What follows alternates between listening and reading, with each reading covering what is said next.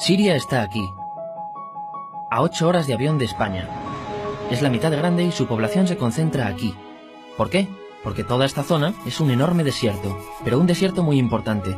Tiene 1/3 de las reservas de petróleo del mundo y también de gas natural. Según algunos, el nuevo petróleo. Para sacarlo de aquí y llevarlo a Europa, hay que rodear toda esta península y salir por el canal de Suez. Como te puedes imaginar, aquí te cobran. Pero hay otra manera más fácil, la línea recta. El que controle estas tuberías las puede abrir y cerrar, como un grifo. Si no pagas, no hay petróleo, ni gas. Esta región es increíble. La civilización en el planeta empieza en 3 sitios y este es uno de ellos. Mesopotamia, aquí. Sumer, que te sonará menos, pero es donde empieza todo. Aquí también. ¿Recuerdas la Torre de Babel de la Biblia? La hicieron estos tíos. Egipto, aquí. Siempre ha sido un punto de contacto entre Oriente y Occidente, dando a Asia salida al Mediterráneo. Quizá por eso aquí nacen las principales religiones monoteístas, el judaísmo, el cristianismo y el islam. El islam es el último que llega y de hecho acoge a las 2 anteriores. Adán, Noé, Moisés, Jesucristo son considerados profetas islámicos. Bueno, al grano. Como la zona es brutal, todos han querido controlarla y siempre ha estado dentro de algún imperio. Los persas, los griegos, los romanos. El imperio romano termina partiéndose en 2 y finalmente solo sobrevive esto. Ahora es cuando la última religión monoteísta, el islam, construye su propio imperio. ¿Te acuerdas de las cruzadas? Bueno, pues son los europeos cristianos intentando recuperar esta zona de la que estamos hablando. Los últimos en llegar son los turcos, que ojo, no vienen de Turquía, sino de muy lejos en Asia, junto con Gengis Khan. Lo conquistan todo y fundan el Imperio Otomano. El Imperio Otomano se queda ahí hasta la Primera Guerra Mundial. 600 años. Cuando acaba la Primera Guerra Mundial, aparecen pequeños países donde antes estaba el Imperio Otomano. Y por primera vez vemos a Siria en un mapa. Hasta ahora la habíamos dibujado para no perdernos. ¿Y quién se inventa estos países? Bueno, lo que te voy a contar es alto secreto. O lo era en 1916. Este súper secreto se llama Acuerdo de Sykes-Picot. Los franceses y los ingleses no podían derrotar solos al Imperio Otomano. Solo podían si les apoyaba la gente que vivía dentro. En su mayoría, árabes. ¿Cómo se los ganaron? Pues les prometieron la Gran Arabia, un país solo para ellos. El único problema es que era un timo. Antes de seguir, recuerda una cosa. Los árabes son un pueblo, pero no una religión. O sea, un árabe puede ser musulmán, puede ser cristiano, y antes del Islam parece que hubo tribus árabes con tradiciones judías. Bueno, pues a los árabes no les dieron ese único país que les habían prometido. En su lugar, franceses y británicos crearon muchos países pequeños. Estos países, obviamente, no eran países de verdad, sino zonas bajo su control, con gobernantes puestos por ellos. Durante este tiempo hacen lo que quieren con la zona. Recuerda que hay petróleo. Siria, aunque no tiene grandes reservas, tiene fácil salida al mar. Y Francia, que es la que se ha quedado con Siria, se lo da a compañías extranjeras. Después de la Segunda Guerra Mundial, los europeos se van. En el caso de Siria, son echados a patadas. Pero antes de irse, crean otro estado, Israel.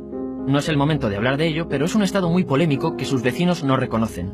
La prueba es que nada más irse los británicos, todos estos estados lo atacan. La zona, a partir de ahora, va a ser una bomba de relojería. Y mientras, ¿qué pasa en Siria? Bueno, pues no es muy estable. Tiene golpes de estado constantes. En esa época, aparece en Siria una ideología que se hace con el control y se expande por el mundo árabe, el Ba'ath. Esta ideología mezcla el antiguo sueño de una sola nación árabe con ideas socialistas. Y algo muy importante, es laica, o sea que no es religiosa. Siria se llega a unir con Egipto, un país con el que no tiene frontera. Pero no es algo raro, muchos de estos países intentan hacerlo también. Como recordarás, a esta gente se le había prometido un solo país y las ganas las seguían teniendo. Pero la unión falla. En este tiempo, Egipto les convence para nacionalizar el petróleo. En Siria, Al-Assad, el padre del Assad de ahora, se convierte en jefe del estado Ba'ath. En Irak, también Ba'ath, comienza a ganar fuerza Saddam Hussein. Las diferencias entre ambos países dividen a los partidos Ba'ath de otros países en pro-Siria o pro-Irak. Ahora ocurre la Guerra Fría. El mundo se divide en 2. O eres de Estados Unidos o de la Unión Soviética. Son años muy movidos en los que se pegan constantemente con Israel, invaden su vecino Líbano y comienza una oposición islamista al régimen Ba'ath de Assad. Los hermanos musulmanes. Vale, volvamos atrás un momento. Recuerdas que la mayoría de árabes eran musulmanes, ¿verdad? Bueno, pues dentro de los musulmanes hay 2 ramas fundamentales. Suníes, la mayoría, y chiíes. En el caso de Siria, a pesar de ser un estado laico, los gobernantes como Assad y los jefes militares eran chiíes, los cuales representan menos del 13%. En cambio, casi el 70% de la población es suní. Un dato curioso es que los cristianos son casi el 10%. Que los chiíes controlen el gobierno y ejército mosquea a la población suní, y ese sentimiento es aprovechado por los hermanos musulmanes, islamistas radicales suníes. Estos toman las armas en la ciudad de Hama, en contra del gobierno, y Assad acaba con la revuelta a costa de matar miles de civiles y encarcelar a mucha gente. En el año 2000, Assad padre muere, y le sucede Assad hijo. Ante las presiones, libera a muchos presos, trae internet y esperanzas de cambio. Hay un periodo de gran debate político y aparece la oposición. También vuelven los hermanos musulmanes. Los siguientes años son difíciles. Arrestan a la oposición. Y Bush incluye Siria en el eje del mal, y esto la aísla. Está mal visto negociar con Siria. Los kurdos, un pueblo que vive repartido por varios países de la zona, comienzan a protestar también. Hay represión y muertos. En 2011, te sonará esto, ocurre la Primavera Árabe. ¿Qué es esto? Bueno, es una protesta que se va propagando por todos los países árabes pidiendo más democracia. Como ves, el mundo árabe, a pesar de estar dividido en países, tiene tendencias generales. Cuando llega a Siria, Assad hijo termina usando el ejército y en los enfrentamientos mueren unas 1000 personas. Los enfrentamientos irán escalando hasta que se conviertan en guerra civil. No hay un momento exacto de inicio. Lo importante es que hoy en día hay numerosas facciones en juego. Vamos a verlas. Pero primero piensa en que todo está dividido entre chiíes, la minoría, y suníes, la mayoría. Chiíes, y además laicos, o sea, no religiosos, son el gobierno de Al-Assad. Controla todo esto, que si recuerdas son básicamente las zonas chiíes del país, y está enfrentado al resto.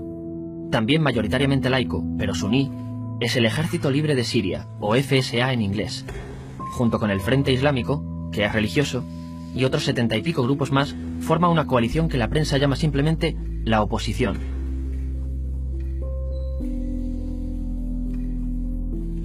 También suníes e islamistas, pero radicales, son Al-Nusra, llamados Al-Qaeda en Siria porque son básicamente eso, Al-Qaeda en Siria. Otros islamistas radicales son el ISIS o Estado Islámico.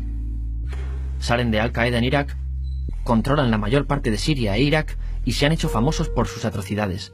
Su objetivo teórico impacta a muchos. Es un Estado Islámico a lo largo de Asia, África y Levante. Aunque a ti ya te suena, ¿verdad? En naranja tenemos al pueblo kurdo, que recordarás porque el presidente Al-Assad lo reprimió, al igual que gobiernos de países próximos también lo hacen. Ahora controlan militarmente esta zona. Antes de terminar, repasemos los apoyos internacionales a fecha de octubre de 2015. Las fuerzas de Al-Assad son apoyadas por Rusia, que ya tenía base militar en el país antes del conflicto, Irán y China. Todos son países de lo que Europa llama Oriente. En contra de Assad, apoyando a la llamada oposición, luchan Estados Unidos, Turquía, Francia, Gran Bretaña y Arabia Saudí. Podemos terminar con algunas conclusiones. Te advierto que esto ya es pura opinión. Si recapitulamos, vemos que la región es estratégica. Por su situación privilegiada, todos la quieren. Siria siempre ha estado bajo el paraguas de grandes imperios. Piensa que hace 100 años la actual Francia era Francia. Gran Bretaña era Gran Bretaña. Pero es que hace 200 también, y hace 300 también, y hace 400 también. En cambio, Siria solo es Siria desde hace menos de 100 años, y solo se gobierna a sí misma desde hace poco más de 50. Además, jamás decidieron sus fronteras, se las impusieron. Europa dividió Oriente Medio a su antojo para controlarlo, diseñando países sin tener en cuenta su población.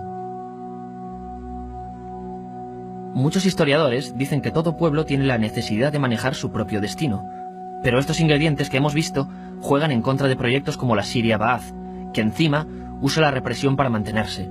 En última instancia, lo que producen es una guerra civil. En este contexto no es extraño que aparezcan actores que se alimenten de la desesperación, el sentimiento suní de opresión y la visión de Occidente como invasor. ISIS usa la identidad árabe y la mitología de antiguos imperios. Cuando quieras entender el presente, pregúntate, ¿y el pasado?